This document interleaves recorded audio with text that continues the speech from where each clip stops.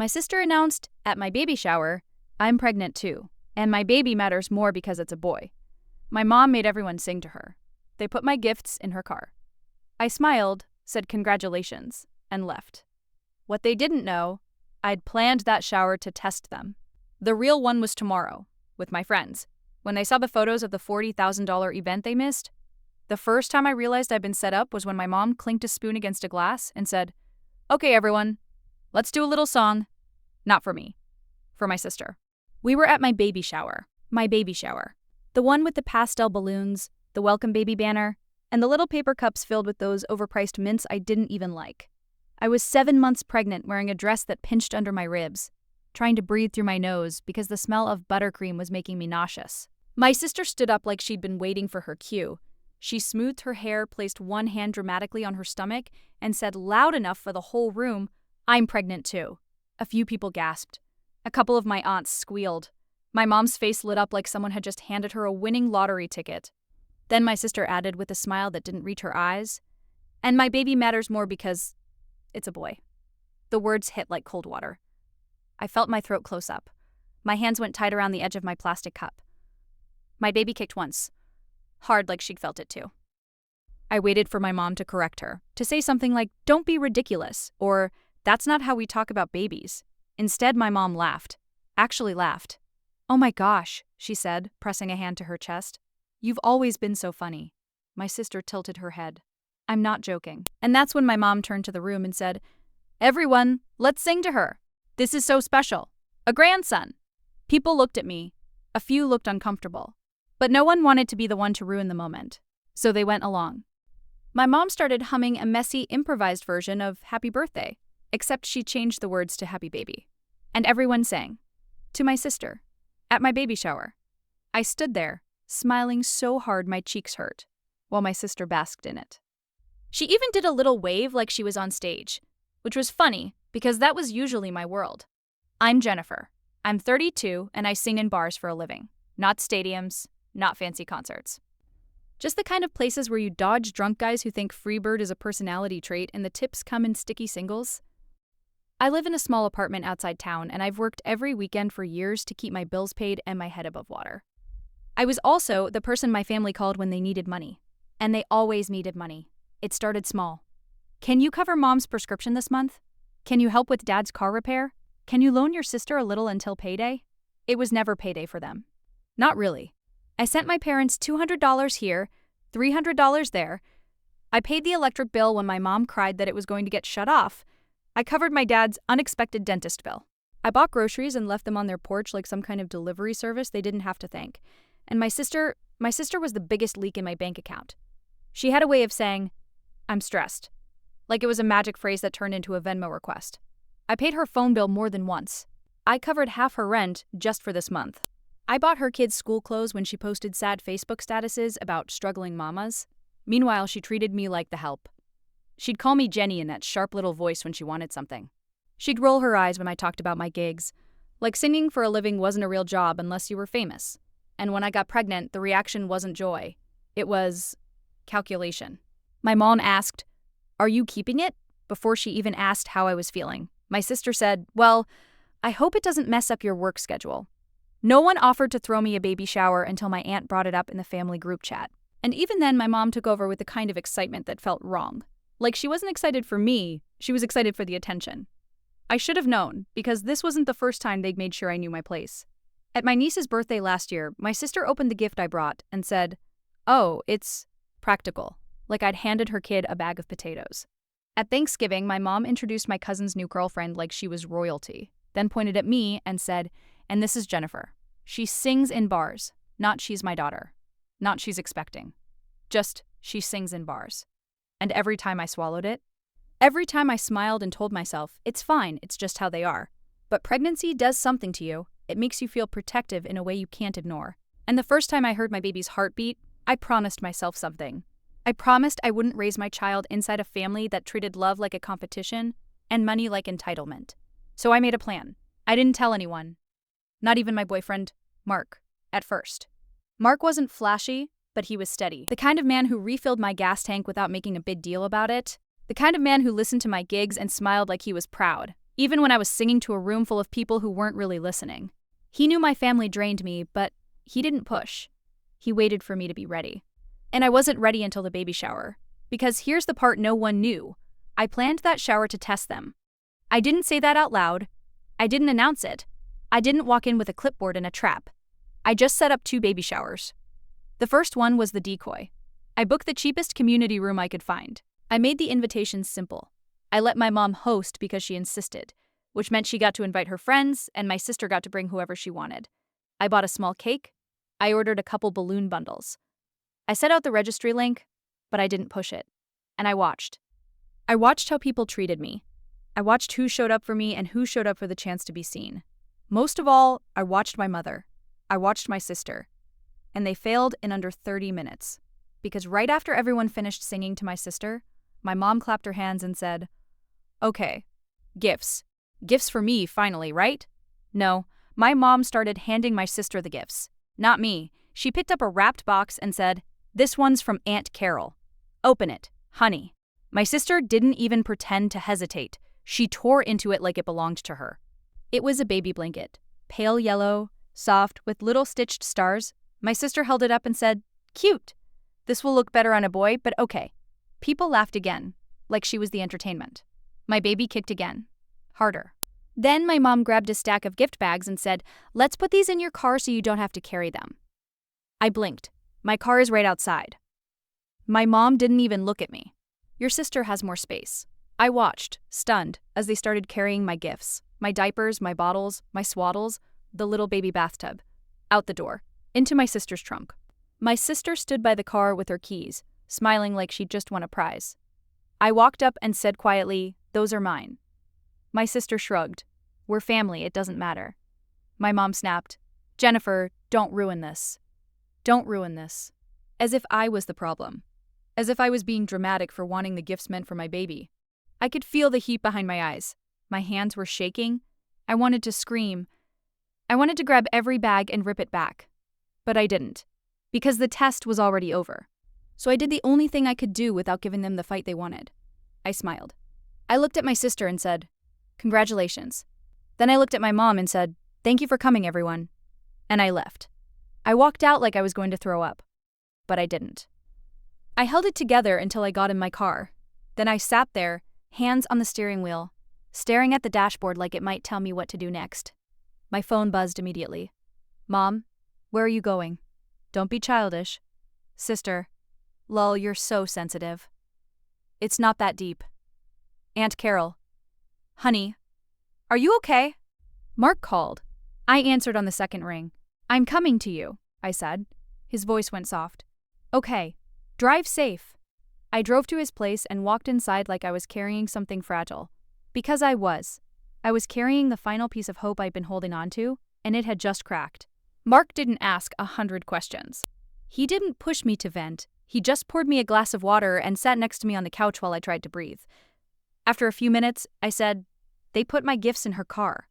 Mark's jaw tightened. "They did what?" I nodded. "And Mom made everyone sing to her. Because she's having a boy." Mark stared at the wall for a long moment.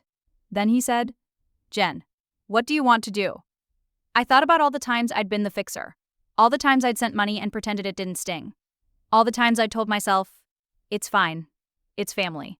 And I thought about my daughter. I didn't want her watching me shrink like that, so I said, very calmly, "I'm done funding them." Mark didn't look surprised. He just nodded once. "Okay." And that's when I did it. One clean move.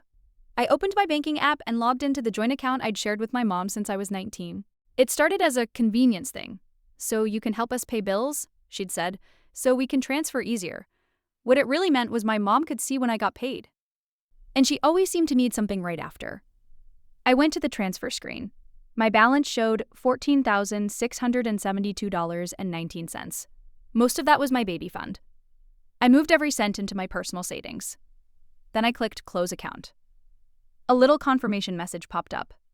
"Are you sure?" "Yes." Then I went into my recurring payments list. I canceled the automatic $150 weekly transfer labeled Mom Groceries. I canceled the $90 monthly phone payment for my sister. I canceled the streaming service my parents used but pretended they paid for. One by one, I watched the confirmation screens pop up. Cancelled. Cancelled. Cancelled. No yelling, no dramatic speech, just action. When I finished, I set my phone down and felt something strange. Relief. The next morning was the real baby shower. The one my family didn't know about. The one I'd planned quietly with my friends from the bar circuit, plus a couple regulars who'd become more like sisters than customers. I didn't want a pity party. I didn't want revenge. I wanted one day where my baby was celebrated without conditions. So I did it big. Not because I wanted to show off. Because for once, I wanted to feel like I mattered. I'd booked a small event space downtown with warm lighting and big windows. I hired a caterer with mini sandwiches and fruit trays and fancy little desserts that didn't make me nauseous. I had a photo booth with a flower wall. I had a jazz trio for background music. And yes, I got up and sang one song, just one, because my friends begged and because this time it felt safe. My best friend Tessa had gone insane with the decorations. Soft creams and dusty pinks. Tiny name cards. A baby girl banner that didn't apologize for being a girl. There was a diaper raffle. There were handwritten advice cards. There were people hugging me like I wasn't an afterthought. And it cost a lot. Around $40,000 total, once you counted the venue, food, setup, and all the little upgrades my friends insisted on covering pieces of. Because they wanted me to have it. It wasn't about being fancy. It was about being seen. When I walked in, the whole room shouted my name. Not my sister's. Mine. I cried, just a little, quietly, into Tessa's shoulder. And for the first time in months, my baby kicked, and it felt like joy instead of panic. People brought gifts, yes. But more than that, they brought presents. One of the older bartenders handed me a small envelope and said, "For diapers." Don't argue. A regular named Mrs. Delaney gave me a tiny knitted hat and said, "I made it while listening to you sing." Mark's sister brought a framed print with my baby's name on it, because she said, girls deserve to see their name celebrated. And the whole time, my phone stayed face down, because I didn't need my mom's approval to feel loved. Of course, the pictures went up. A friend posted a video of me laughing by the dessert table. Another posted the flower wall with me standing in front of it, hand on my belly, glowing in a way I hadn't felt in a long time. By that evening, my phone was exploding. Mom, what is this? Mom, you had another shower. Sister, wow, must be nice to have money to waste. Sister, guess you don't care about family. Mom, you embarrassed us. I stared at the messages and felt something almost funny in my chest. Because they weren't mad that I was hurt. They were mad that they missed the good part. They were mad that I had something without them controlling it. And the funniest part? They still hadn't mentioned my baby, not once, just themselves. My mom called 12 times in a row. I didn't answer. My sister left me a voice memo, crying in that performative way she always did when she wanted something. You're really going to punish me when I'm pregnant? She sniffed. Mom is devastated. Everyone thinks you hate us. You're ruining everything. I listened once, then deleted it. Then I texted one message in the family group chat. I'm not your backup bank. My accounts are closed. My baby will not be in competition with anyone. If you can't celebrate her, you don't get access to us. And then I muted the thread. The fallout came fast. My mom showed up at my apartment 2 days later with her lips pressed tight, like she was there to scold a teenager. She didn't ask how I was feeling. She didn't ask about the baby. She said, "You're being dramatic." I stood in the doorway and didn't invite her in. "I'm being clear," I said. She tried to push past me anyway. Mark stepped into view behind me, not threatening, just present.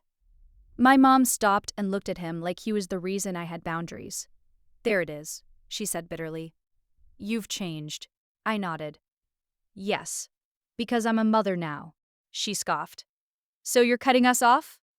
Over a silly moment?" I didn't argue about the song. I didn't argue about the gifts in the car. Because if she didn't understand why that mattered, she wasn't going to understand anything I said. So I repeated myself, calm and steady. I won't fund a family my child isn't part of. My mom's eyes narrowed. So what? Your sister just keeps the gifts? After all the effort we made? I almost laughed. That was her focus. The stuff. You can get them back from her, I said. Or don't. Either way, I'm not chasing my own baby items like a game. My mom opened her mouth like she wanted to say something sharp. Then she realized there was nothing to threaten me with anymore. No account to drain. No weekly transfers to guilt out of me. She stood there for a second, then said, "Fine." and she walked away. My sister tried next. She texted me photos of her ultrasound. A little boy profile. Caption, "He's perfect. Don't you care?" I didn't respond. Then she tried a different angle. "Mom said you closed the account. How are they supposed to pay the electric bill?" That one almost got me, because my reflex was still there. The old Jennifer. The fixer. But then my baby kicked, and I remembered the shower, the song, the trunk. So I typed back. "They can figure it out. So can you." I didn't add more. I didn't explain. I just stopped, and that was the boundary. One financial move, one line. After that, things got quieter in a strange way. Not peaceful exactly, but clearer. I still got the occasional guilt text. A random aunt saying your mom is just hurt. My dad sending a thumbs up emoji like that was communication. But the money requests stopped, because they finally believed me. A month later, Tessa hosted a small baby brunch at my place. Nothing fancy, just pancakes, juice, and a stack of tiny onesies on my couch. Mark hung a little paper garland himself, crooked and adorable. My friends sat around my kitchen table laughing, telling me stories about their own mothers, about how messy families can be, and how you don't have to keep bleeding just because someone shares your last name.